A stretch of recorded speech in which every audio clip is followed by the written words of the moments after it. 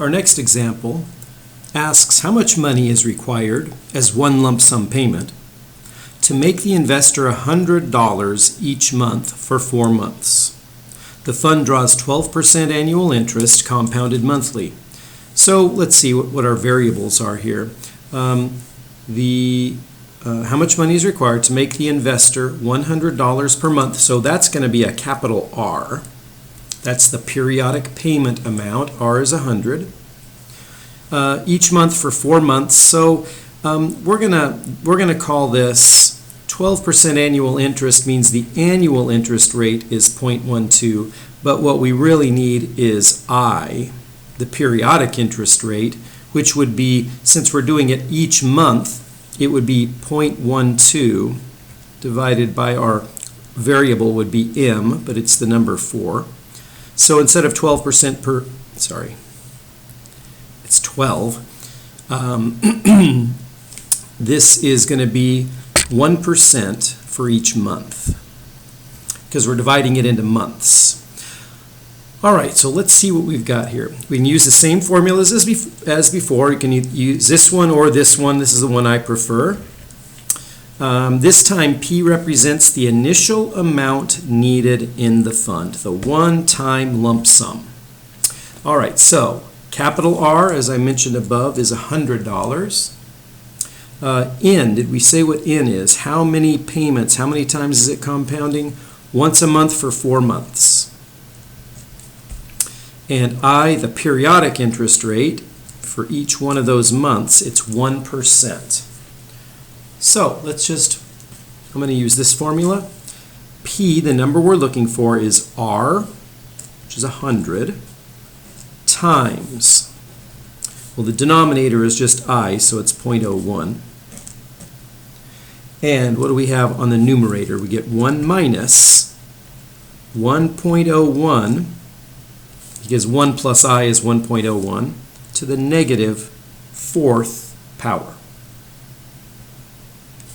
And if you plug that into the calculator, you get $390.20. So this is a small numbers, small duration example where this person has this fund and wants to have $100 a month for 4 months. And rather than just saving it, it would take $400 if you put it under your pillow and just take out $100 a month. You could put it in this account and you would only have to put in $390.20 and you'd be able to pull out $100 per month. The next one is a donor wants to establish a fund that'll pay the public library $5,000 semi-annually. So R is 5,000. That's the periodic payment. Semi-annual is twice a year, so that means our M equals 2 times per year. For 20 years, T is 20. If the fund earns 5%, that means the annual rate is 0.05. Compounded semi-annually, just like this, that's twice per year. So I is going to be half of that, 0.025. How much should initially be placed in the fund? All right, so the one-time lump sum amount is what we're looking for. And I wrote down the one I prefer. I could have used this formula, but I'm going to use this one instead. And let's figure out what that should be. Let's see if we can, I don't want to guess it, I'll never even get close, but if the library gets $5,000 semi-annually, that's $10,000 per year. $10,000 a year for 20 years, well, that's $200,000. So one lump sum invested will be much less than $100,000 because of all the interest it's going to gain. So something substantially less than $100,000. So I'll guess $150,000. Let's see. P, that amount is going to be equal to R is 5,000.